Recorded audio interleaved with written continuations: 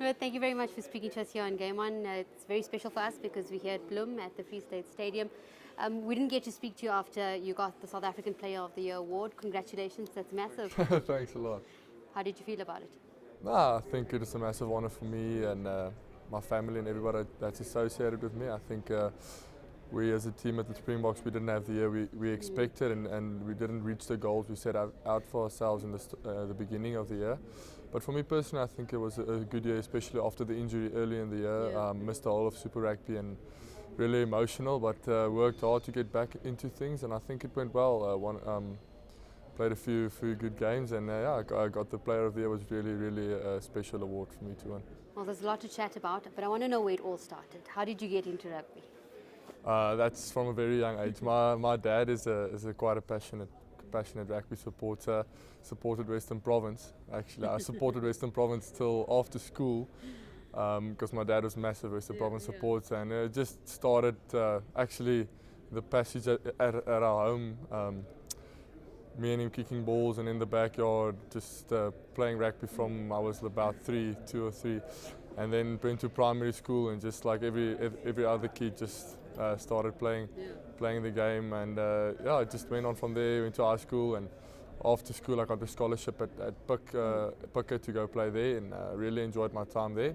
And then I got the contract at the Cheetahs, and everything, I must say I've been very blessed, and things have gone my way. And Do you feel it happened very quickly? It's like all of a sudden you're from school level, gone into university level, and then straight into the Springboks?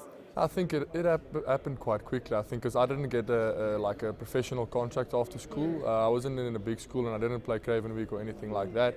I went on a scholarship to the Pucker to play there for 2 years, and things went well. I actually didn't in the beginning. I didn't expect to even play there, even start a game, and I actually started the first game under 19 and played in the Currie Cup under 19 for the Leopards, and it really went well. And under 21 it went well, and Naka offered me a contract to come to the Cheetahs, actually as a junior player, to come and train with the under 21, to play for the under 21s and just train with the Super Rugby. And 1 or 2 injuries, and I had a few good trainings and 1 or 2 good warm-up games, and I started the first Super Rugby game. And from there, 2013 played Super Rugby. 2014 I became a Springbok. It was a real honour for me, and but it happened so quickly. But I'm really blessed and just elated with the career so far. So you obviously didn't decide that you were going to be a professional rugby player. It was something that just happened that maybe you found easy? I think it was a passion of mine from a young age, and I wanted to be a professional rugby player, but I think the dream faded a bit during high school, and because I didn't play any Craven Week or Grand Coma Week or anything like that, and didn't get a professional contract after school. So I think the dream fades a bit, but I think after I went to the Pucker and got 1 or 2 games and people started talking about me, I think from there you really get confidence and think, maybe I can make it, and maybe I can be a professional rugby player one day. And from there things actually went well, and here I am now. What is so special about the Cheetahs that you've certainly enjoyed your time here? You can see it on the field every day. Yeah, I love it. Yeah, I think it's just I love being the underdog, and I had to fight my way from actually being nowhere at school, and in my first year to becoming a professional rugby player. So I think that's just that mentality of being the underdog and always leaving everything out there. That's one thing you can always associate with the Cheetahs. I think we don't always have the best team or the strongest team on paper, but we always leave everything out on the field, and I think that's the most important thing. Obviously, now it's got you in to be part of the Springbok, a part of the Cheetahs. You're now with Franco Smith. There's obviously a big difference between the 2 coaches. What has Franco brought to the team maybe these couple of seasons? I think Franco's a very passionate guy. He's a guy, he understands the game very well. He's been a coach here and abroad in Italy. So I think his knowledge of the game is second to none, really.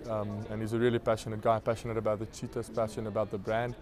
I think he's going to have an amazing role to play in the years to come, and really enjoyed working with him so far.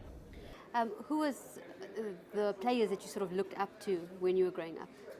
Actually, my first year was Skalk Burger. I think I was a massive Western Province supporter. In 2004 he won the IRB Player of the Year, and just a massive season. And he was like 21. I couldn't believe this young guy just smashing people, and it was really my first year. And then later on, Andries Becker and Victor and Bakkies, I really started looking up to them, and followed them more in depth and like watched everything they do. And later to play, I played 2 tests with Bakkie, started 2 tests with him, and a few tests with Victor. It's been it's so unreal running onto the field with Victor, Bakkies, and Skulk at the same time. So that was really a dream come true for me. I'm so sure, being so young, you sort of looked at them and you were with like Worm on the field. I mean, was that quite a star-struck moment for you? Yeah, I think it was. Yeah, it was genuine. I actually phoned my dad and I said, "Can't believe I'm playing with these guys this weekend, and they've been my heroes since I was a little boy." So that was really an amazing experience. Do you find now with Victor and Bakkies both not here anymore, there's a lot of pressure on you and Eben and probably Peter Steph to sort of live up to that standard? Yeah, I think there'll always be pressure. I think they were the best lock combination in the world for a very long time, and I think the next generation, we need to step up now and fill their shoes and hopefully make the country proud and make them proud and to be associated with the Springbok rugby. What have you learned from them? I've learned a lot from Bakkies, more off the field from Bakkies. I think he's just an amazing guy. He's such a humble guy, and on the field, it's totally two different men. Off the field, he's actually such a nice guy, but on the field, he's people don't like him that much. And I think Victor on the field, he's been amazing. He was really willing to help me from the start with the lineouts and everything on the field. He's always there if you want to ask him a question or want to hear something about him or what was this like and what was that like. And he's always helpful and ready to give you an answer. And I just really enjoyed it and learned a lot from him. I'm just going forward with the Cheetahs. Not a successful start to the season. What would you say has been the weakness of the Cheetahs so far? And then we'll go into the strengths.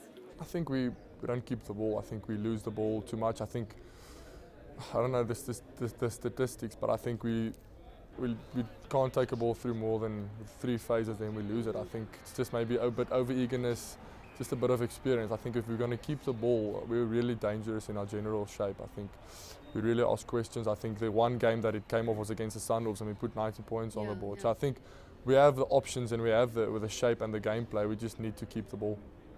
And then the strengths of the season specifically that you've seen in the team? I think our driving maul and our scrum, especially I think the scrum, the first 7 or 8 games was amazing. I think I've never witnessed anything like that in my life, even with the box. I think it's the best scrumming performances I've ever been associated with. So I think the scrum and the line-out, I think the line-outs have improved a lot. With a specialist guy like Corneel van Zyl being the forward coach, I think Os was more, it was a prop, so he knew a lot about the scrums, but I think the line-outs he lacked a bit, and I think that's where Corneel, he knows a lot, and he played a long time in Italy, and he played for Italy, a lot of tests for Italy, so I think he's a really experienced guy, and I think I'm learning a lot from him and taking that into the games. You spoke about when you missed the last Super Rugby season. It was a very emotional time for you. Maybe tell us about that emotional time, and now does it make you appreciate the season a lot more? Are you a lot more hungrier because you know what it is to not play Super Rugby? Yeah, I think what's that saying, you don't know what you got till it's gone. Yes. I think last year was tough for me coming here and watching the games. Every game I was here watching the guys, supporting the guys, but my heart bled inside. I think it was a really tough time for me, tough 4 or 5 months, but I really trained hard as soon as I could. As soon as the sling came off, I trained hard and I had a goal. I wanted to play for the Springboks in the World Cup and I wanted to contribute for the Springboks in the World Cup, and I think I really worked hard for that, and luckily it paid off. And I think this season you appreciate it a lot more every minute. I just want to be on the field and I just want to play with my teammates and just experience it all. I think you miss it so much and you don't always appreciate it the way you need to, and I think as soon as you're out of the game for a while, you appreciate it that much more when you come back. There's a lot of tradition, a lot of culture in South African rugby. It's also to live up to that standard of culture and tradition. How difficult has it been for you to come from sort of a junior player, sort of from a university player up to Springbok level and keep that culture and tradition? Yeah, I think it's a responsibility for every Springbok to live up to the tradition. I think Springboks had so many great players over the years and have been such a powerhouse in world rugby. I think as soon as you don the jersey, you have a massive responsibility on and off the field to carry yourself as a Springbok. You must show respect to people and people must respect you.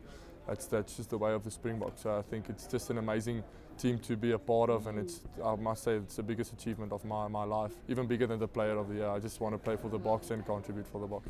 Alistair Chenia coming in as new Springbok coach, that's going to be exciting. Yeah, it's exciting times. He was actually yesterday. He was actually here yesterday. Had a chat to the guys, and I think it's an exciting time. I think he's a great coach. He had a lot of success with the Stormers in Western Province over the years.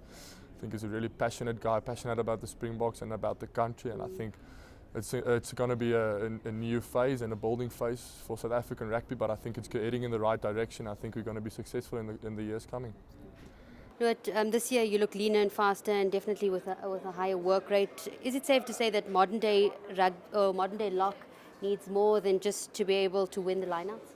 Yeah, I think rugby has evolved a lot. I think in the old days it was a 4 was more your enforcer, and the 5 was the guy that controlled the lineouts, and he only did that, and the 4 actually only enforced and cleaned the rucks and was the physical guy. Where today, a 4 and a 5, they must both do the same job. You must understand the lineouts and know what that's about, and the 5 must also bring a physicality to the game that the 4 brings. So I think you can just throw 2 jerseys out there nowadays. You have to throw 2 jerseys out there and let the locks take them and then go out onto the field and play. Lood, just lastly, what makes you so proud to be South African and so proud to be Springbok? I think it's the culture. I think it's, as soon as you're overseas, it's nice, but you miss home and you miss South Africa. Nothing's quite like, there's nothing quite like home, and I think it's just the cultures and the people of South Africa standing together as one. I think when you're overseas, there's not that diversity in cultures that you have here, and everyone just gets along, and it's just really nice, and it's so nice to represent your country and represent all that people and that diversity and all the cultures, and you're the guy they look up to and look to for inspiration. I think so. That's the biggest thing for me. Lood, thank you very much for speaking to us here, and wish you all the best for the rest of the season. Thanks a lot. I appreciate it.